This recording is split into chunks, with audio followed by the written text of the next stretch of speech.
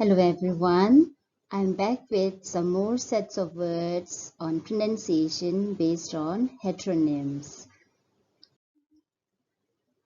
So the first set of words is contract, used as a noun, and the same word used as a verb. So when the word is used as a noun, the pronunciation is contract, contract. The stress is more on the first syllable, whereas when the word is used as a verb, the stress is more on the second syllable. It's contract, contract. So the meaning of the word when it is used as a noun, it's a signed agreement between two persons or two parties. Right, you have written or signed agreement. Whereas the word used as a verb, the meaning is to shrink, to reduce something. Contract, contract, contract, contract, and the verb contract, contract. So what you will notice is where the stress is laid. So for the word used as a noun, the stress is more on the first syllable, contract, contract. Whereas as a verb, the stress is more on the second syllable, contract, contract. Is record, used as a noun as well as verb. So when it is used as a noun, which means a written list, right? A record of something, right? And when it is used as a verb, it's to write down, record, record. So what you will notice is the pronunciation is different. The first one, the stress is more on the first syllable, record, record. And the second one, record, record. The stress is more on the second syllable, right? The third one, refuse, used as a noun or as a verb. So when it is used as a noun, so you will see the pronunciation is different. Whereas when it is used as a verb, the meaning as well as pronunciation is different. The only thing that is same is their spelling. So refuse used as a noun is refuse, refuse, which means a sort of garbage, leftover things that we don't need, refuse. And the second one, when it's used as a verb, it is refuse.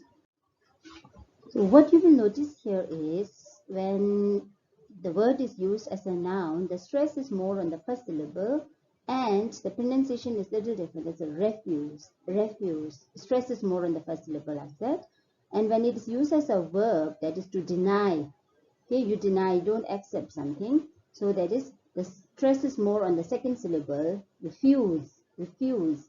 And what you will also remember or keep in mind is that the ending sound for the word used as a noun is refuse. Whereas when it is used as a verb, the sound is refuse, refuse. The next word is resume, used as a noun, and the same word used as a verb. So you will see the word has different pronunciation based on how it is used. So the first one, the pronunciation is resume, resume. So the word used as a noun, this means a summary or synopsis, or it is also sort of a written document of your qualifications and experiences that you submit while applying for a job. So that is resume. And what you will find is this is a three-syllabic word, resume. So the stress is more on the first syllable, resume, whereas when the same word used as a verb, it is two-syllabic, resume. And what you will notice is the stress is more on the second syllable, resume, resume, whereas the first one, resume, resume, resume. So resume means to start again after a pause or maybe a stop, to restart again. Okay, to restart or start something again, resume, right? So the next word is tear used as a noun and the same word used as a verb. So you all know when the word is used as a noun, which means the tear, right? In your eyes, tear, right? Whereas when it is used as a verb, the meaning is to rip apart something. So the pronunciation is also different. So when the word is used as a noun, tear, tear.